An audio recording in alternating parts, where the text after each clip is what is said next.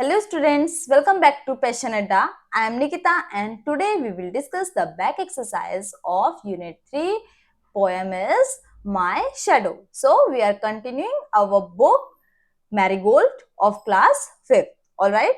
So last class में हमने My Shadow की जो poem है वो डिस्कस की थी. अब हम इसकी back exercise डिस्कस करेंगे. So let's read. Question number 1 is, who do you think your shadow looks like? तो आपको क्या लगता है कि आपकी शेडो किस जैसी दिखती होगी? ऑफ कोर्स आपके जैसी, है ना?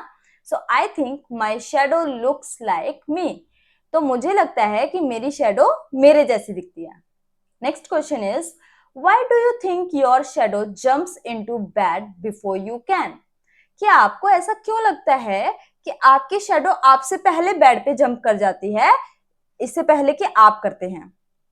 So answer is, when I go very close to my bed, my shadow falls on the bed before I can go into it. Bed.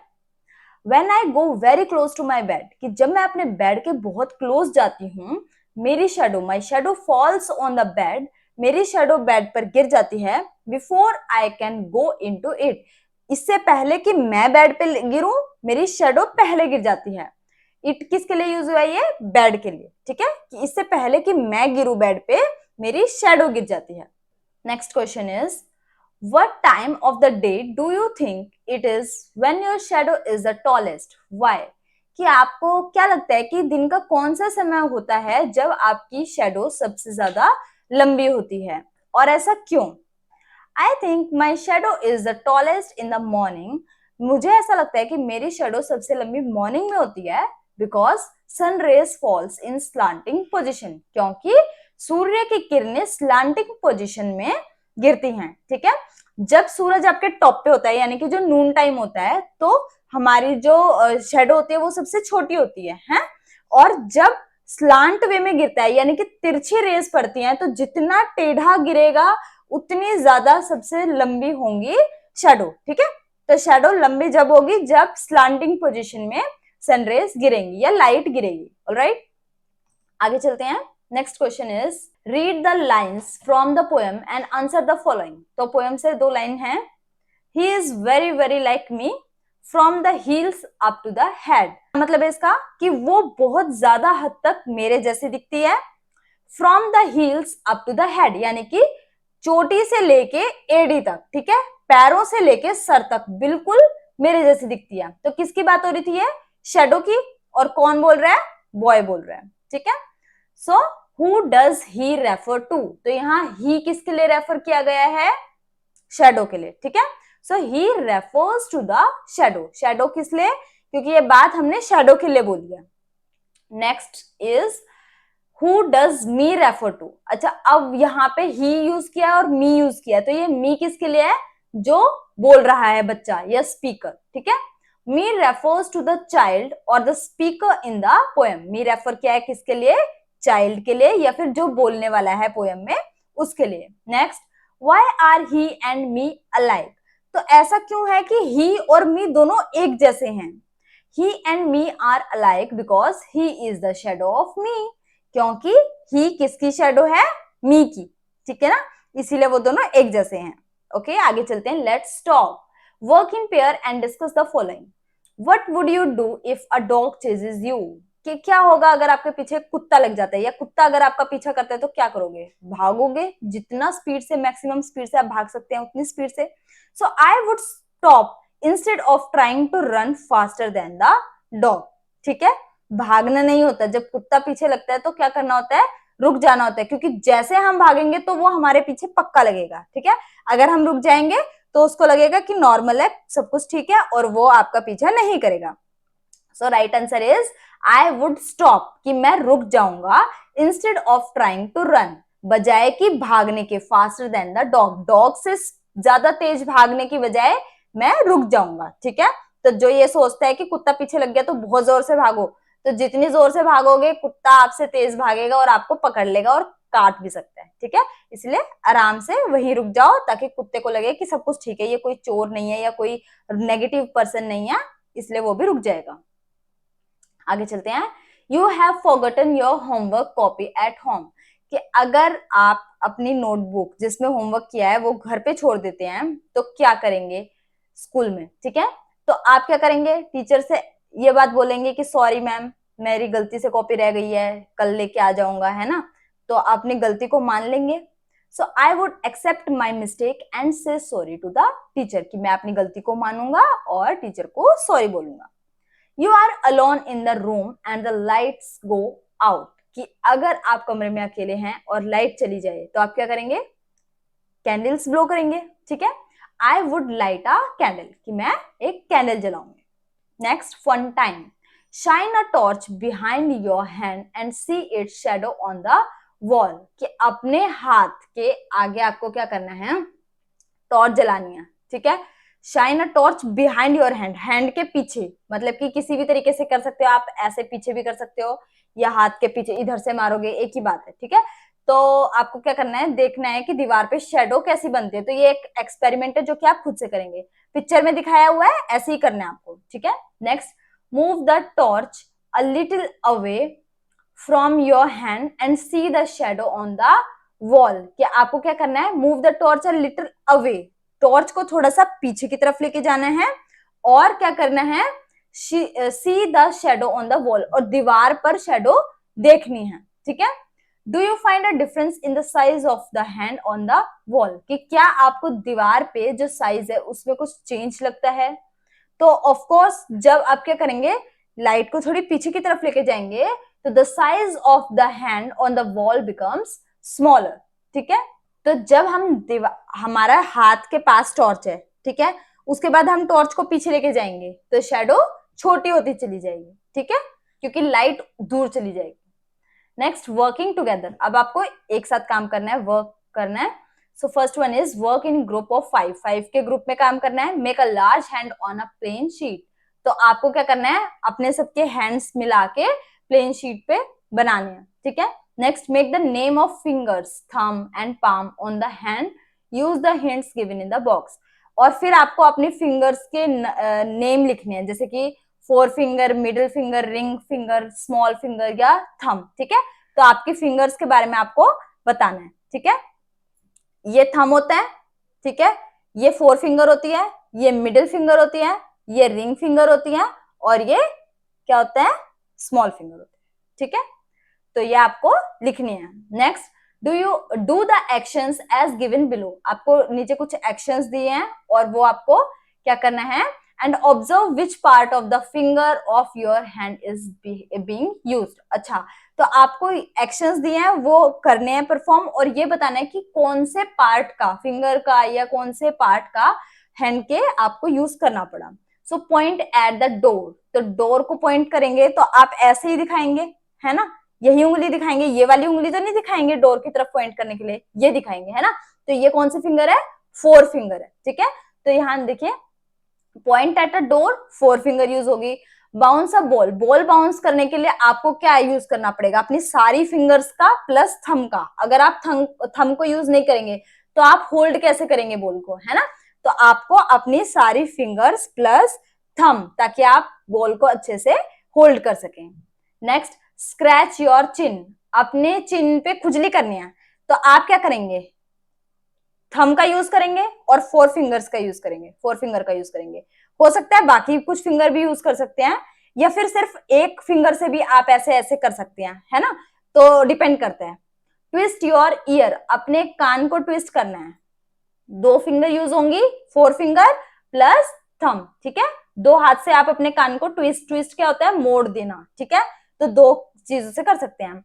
Com your hair, तो कॉम करने के लिए आप ऐसे कॉम नहीं कर सकते, है ना, ऐसे ऐसे कॉम नहीं करेंगे, अपनी सारी फिंगर्स का यूज करेंगे प्लस अपने थंब का भी यूज करेंगे। Next, draw with a pencil से, पेंसिल से अगर आपको ड्रॉ करना है, थंब लगेगा, फोर फिंगर लगेगी, मिडिल फिंगर, पेंसिल को कैसे होल्ड करते हैं, ऐसे ही तो पकड़ते हैं, है ना, और ऐसे पकड़ने के लिए आपकी थ्री फिंगर्स यूज होती है, यानी कि thumb, four finger plus middle finger. Next, touch अ फ्लावर, फ्लावर को टच करेंगे, तो अगर आपको कभी भी एक चीज टच करनी होती है पूरी, मतलब उसे होल्ड नहीं करना होता, तो आप ये वाली उंगली maximum time four finger use करते हैं, ठीक है। सो टच अ फ्लावर, तो फोर फिंगर यूज करेंगे। आगे चलते हैं, लेट्स राइट, तो अब आपको क्या लिखना है, fill in the blanks using one of the words given in the brackets. तो आपको ब्रैकेट्स में कुछ वर्ड्स दिए हैं, उनमें से आपको एक वर्ड सिलेक्ट करना है और लिखना है। Where is the child dash parents have come to school, who whose which. तो कह रहे हैं, बच्चे के लिए पूछ रहे हैं कि कहाँ है वो बच्चा जिसके पेरेंट्स स्कूल में आए हैं, हु हुज विच, ठीक है। तो जिसके जिसके के लिए हम क्या यूज करेंगे, हुज, ठीक है। Who, where is the child, कहाँ है वो बच्चा, जिसके जिसके के लिए हम हु यूज नहीं कर सकते, क्योंकि हु किसके लिए यूज करते हैं, कौन, ठीक है। हुज किसके, किसके या जिसके, दोनों के लिए आप हुज यूज कर सकते हैं। विच का मतलब कौन सा, ठीक है। तो करेक्ट क्या हो जाएगा, whose. Next, I saw many houses dash were quite spacious. मैंने काफी घर देखे जो कि काफी स्पेशियस है, यानी कि जिनमें काफी स्पेस है।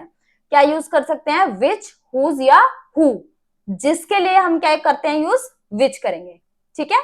हुज किसी पर्टिकुलर के बारे में बात करना है, विच रेंडमली, ठीक है, तो यहाँ पे विच यूज किया जाएगा। Next, mathematics dash is my favourite subject is so interesting. Mathematics जो कि मेरा फेवरेट सब्जेक्ट है वो बहुत ही इंटरेस्टिंग है। तो हु, विच, दैट, स्पेशली एक चीज के बारे में बात कर रहे हैं, है ना, स्पेसिफिक, तो यहाँ पे यूज होगा विच। मैथमेटिक्स जो कि, ठीक है, जो कि के लिए हमने यूज किया विच, जो कि मेरा फेवरेट सब्जेक्ट है, ठीक है। हु, कौन मेरा फेवरेट सब्जेक्ट है, इस टाइप से नहीं बोलेंगे, या दैट यूज नहीं कर सकते आप, है ना। The poem dash you read out is so lovely. Poem, वो पोएम जो तुम पढ़ रहे हो वो बहुत लवली है, बहुत ही प्यारी है। हुज, विच और दैट, क्या यूज करेंगे, दैट। वो पोएम जो जो तुम पढ़ रहे हो, एक पर्टिकुलर चीज के बारे में बात कर रहे हैं आप, दैट यूज करेंगे। I know the street dash he lives on. मुझे उस गली का पता है जिसमें वो रहता है, ठीक है, किसी पर्सन के बारे में बात करेंगे तो हुज, दैट, विच, तो विच आ जाएगा। Next, I like reading books dash have pictures in it. मुझे वो किताबें पसंद है जिनमें पिक्चर होती हैं, तो जिनमें के लिए हम क्या यूज करेंगे, विच, दैट, हु, विच, ठीक है। The old lady dash I met in your house is my neighbour. तो वो ओल्ड लेडी जो कि जिससे मैं तुम्हारे घर में मिला, ठीक है, एक पर्सन की बात हो रही है जिससे मैं तुम्हारे घर में मिला, वो कौन है, मेरी नेबर।